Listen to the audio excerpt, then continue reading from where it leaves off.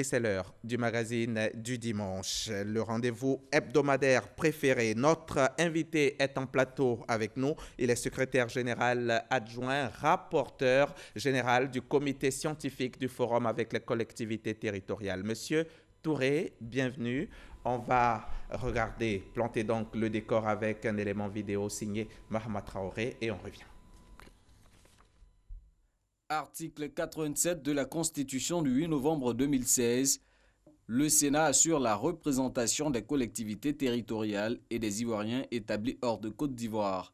De plus, le Sénat détient la prérogative d'être saisi en premier lieu pour l'examen des projets ou propositions de loi relatifs aux régions et aux communes. C'est investi de telles missions que la deuxième chambre du Parlement a organisé les 17 et 18 février dernier le forum du Sénat avec les collectivités territoriales.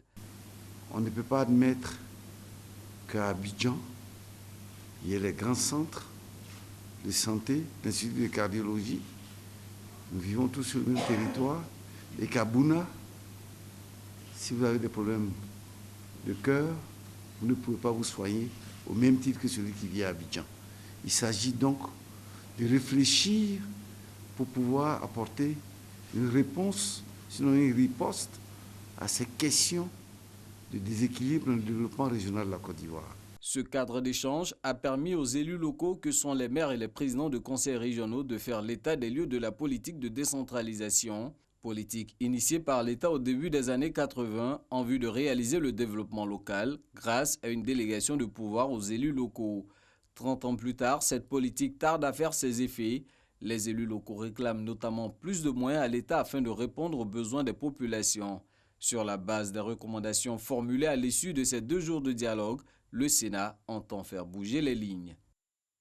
C'est un reportage de Mahama Traoré. Merci, M. Touré. Merci encore d'avoir accepté notre invitation. Dites-nous déjà, pourquoi ce forum?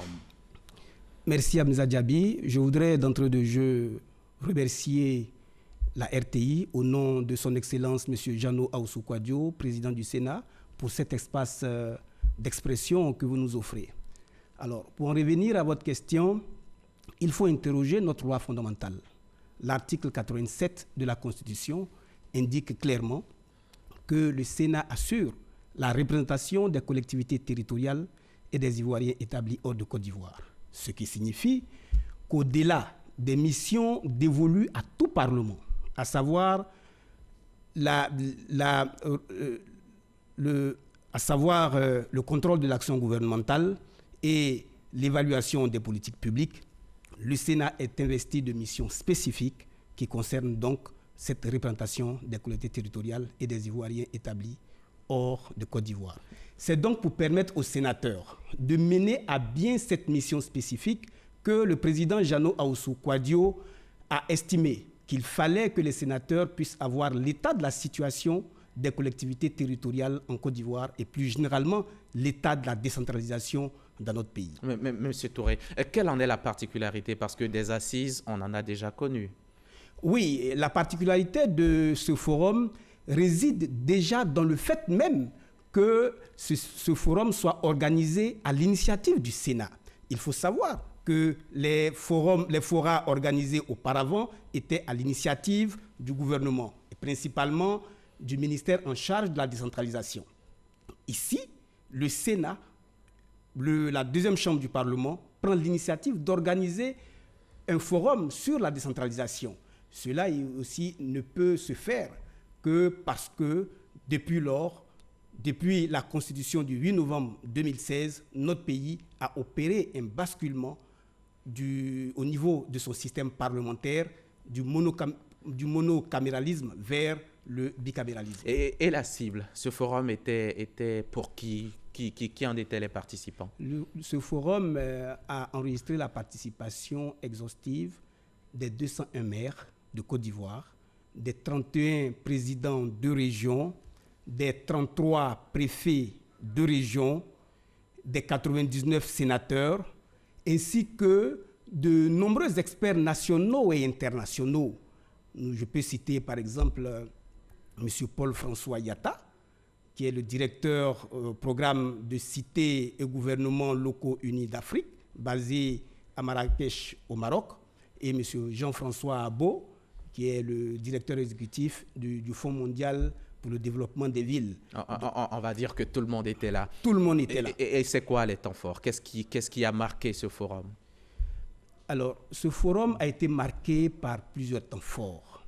Je retiendrai ici ce moment d'hommage que le président Gérard Larcher a rendu. C'est le président du Sénat français. Le président Gérard Larcher, président du Sénat français, qui était pour l'occasion l'invité spécial du président du Sénat à ce forum, et qui a rendu un hommage appuyé au premier président de la République de Côte d'Ivoire, le président Félix Houphouët-Boigny.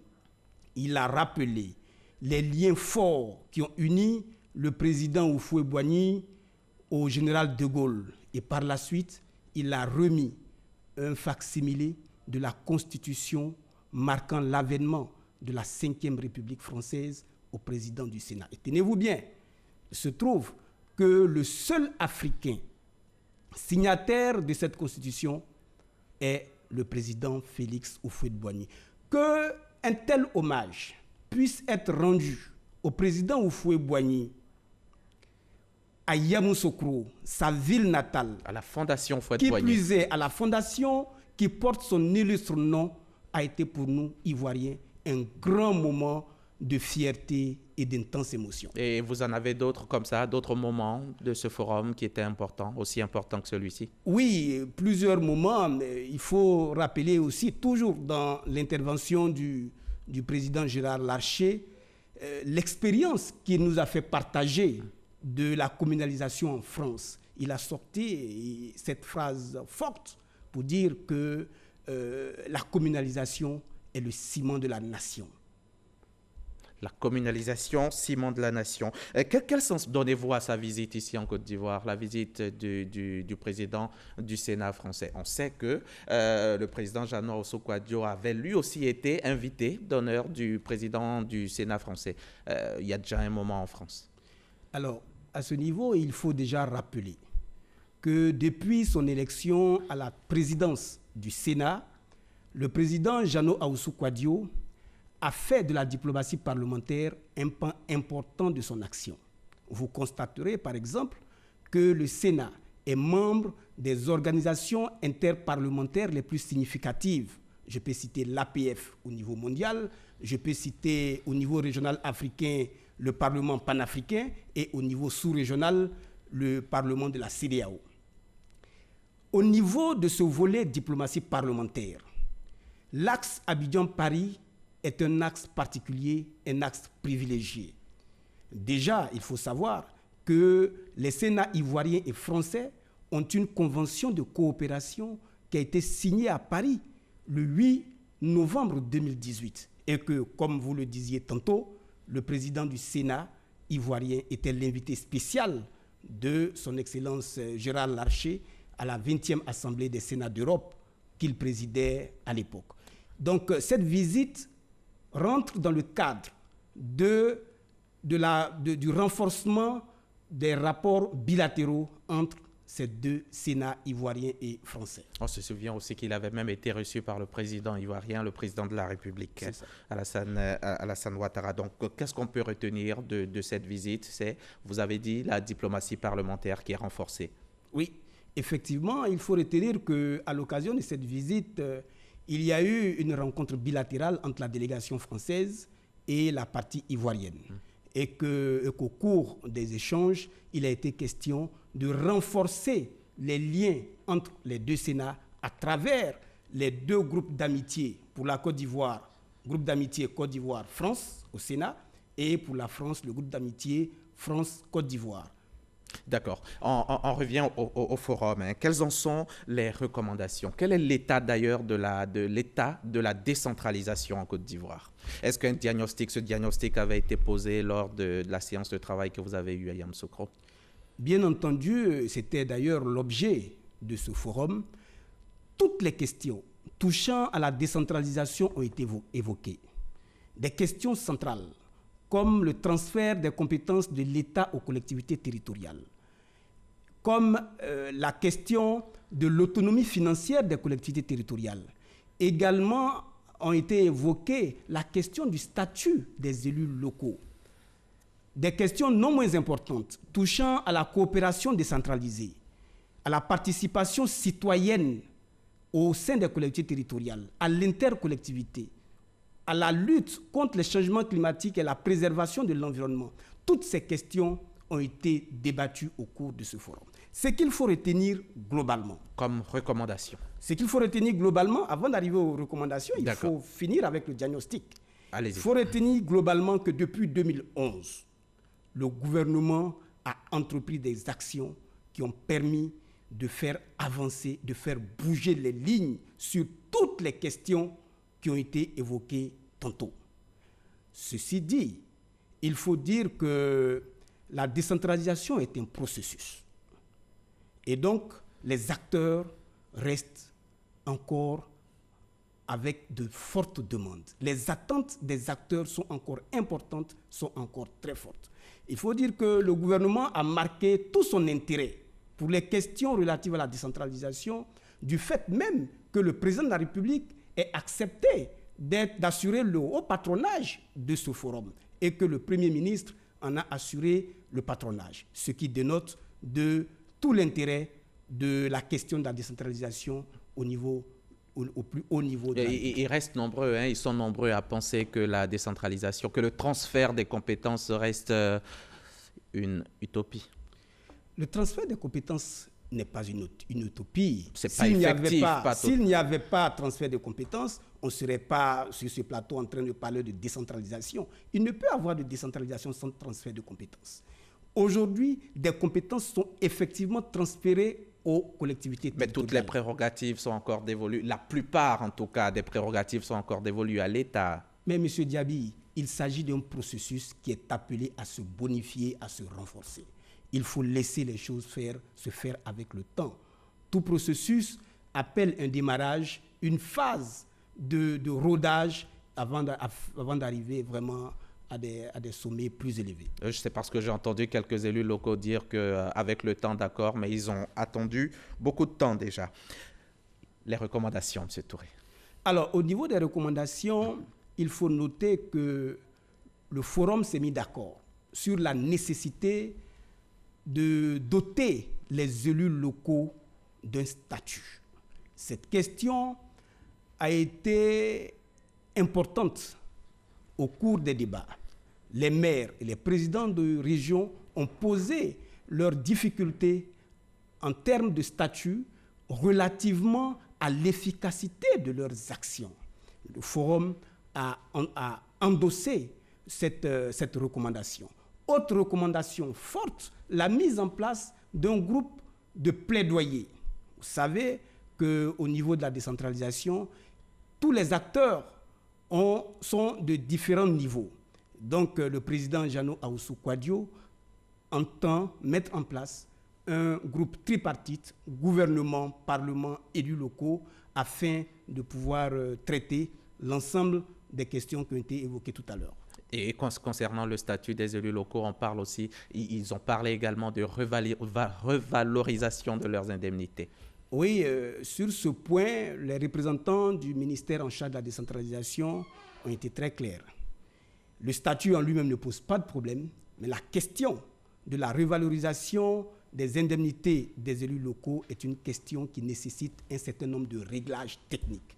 Donc cette question est à l'étude au niveau des directions techniques du ministère en charge de la décentralisation. Parce qu'on a les préfets, les magistrats, ils sont nombreux, les diplomates qui, eux, ont vu leur statut déjà revalorisé. Oui, c'est une demande, ma foi, légitime des élus locaux, surtout lorsque le problème est posé en termes d'efficacité de l'action qu'ils mènent auprès des populations. Mais cette question, comme je l'ai dit tantôt, est à l'étude au niveau des services techniques du ministère en charge de la décentralisation. Est-ce que pour que tout ceci fonctionne, il ne faut pas que le phénomène des maires hors sol puisse prendre fin, M. Touré? Est-ce que vous l'avez évoqué, les maires qui ne sont jamais vus dans leur commune? Oui, et cette question a été évoquée notamment dans l'allocution, dans le discours de clôture du président Jeannot Ahoussou Kouadio, représenté pour l'occasion par la vice-présidente Diaby Makani. L'appel a été lancé aux maires, aux présidents de région d'être plus proches de leur population. La commune est le maillon le plus proche de la population. Il ne peut pas avoir de développement à la base si le maire lui-même n'est pas l'autorité la plus proche des populations pour pouvoir en maîtriser toutes les difficultés et pouvoir consolider tous les besoins. Et vos perspectives, ce sont lesquelles? Les perspectives, j'en parlais tantôt. Le président, oui, vous avez parlé du groupe de plaidoyer qui sera mis en place. Effectivement. Le président Jeannot Ahoussou-Kouadio insiste pour que ce forum ne soit pas un forum de plus, un forum de trop. C'est pourquoi il a demandé la mise en place de ce groupe de plaidoyer qui va, dans un premier temps, travailler spécifiquement sur la question du transfert des compétences de l'État aux collectivités territoriales. Un deuxième groupe, cette fois-ci, il s'agira d'un observatoire, l'observatoire de la décentralisation, qui, au-delà des questions spécifiques liées au transfert des compétences, aura vocation à regarder, à embrasser toutes les questions qui touchent à la décentralisation de notre pays. Mais justement, ces deux structures auront pour guide un document dénommé l'agenda de Yamoussoukro qui retracera les différentes diligences à mener et dans les différents délais impartis. Et puis vous avez le prochain forum, le deuxième qui va se faire avec les Ivoiriens de l'étranger. Oui, le deuxième forum avec les Ivoiriens de l'étranger devrait ressembler à celui qui vient de s'achever. Et donc, nécessairement, on va devoir faire appel aux ministères techniques concernés, notamment le ministère des Ivoiriens établis à l'extérieur. Merci. Merci beaucoup. Monsieur Touré. Je voudrais, avant de terminer, allez-y, rapidement, au nom du président Jeannot Ahoussou-Kouadio, remercier son Excellence, Monsieur le Président de la République, Monsieur le Premier ministre, les ministres de l'administration du territoire, le ministre en charge des relations avec les institutions, le ministre Dao Poulain et le ministre Akao Awele, qui sont respectivement président de l'UVICOSI et président de la RDCI, ainsi que l'ensemble des participants à ce forum qui a été un franc succès. Merci. Monsieur Touré, Ousmane Samassi Touré, secrétaire général adjoint du Sénat, vous êtes venu nous parler des recommandations du tout premier forum de votre institution avec les collectivités. Un forum qui s'est tenu il y a quelques jours, les 17 et 18 février dernier à Yamoussoukro, et dont vous êtes le rapporteur général du comité scientifique. Merci en tout cas d'avoir accepté notre invitation et bon retour chez vous. Merci. Vous l'avez compris, chers téléspectateurs, ce magazine est terminé. Pour le revoir, il vous suffit de cliquer sur les www.rti.ci. Merci de nous avoir suivis. Merci de votre confiance. Je vous retrouve la semaine prochaine avec le même plaisir.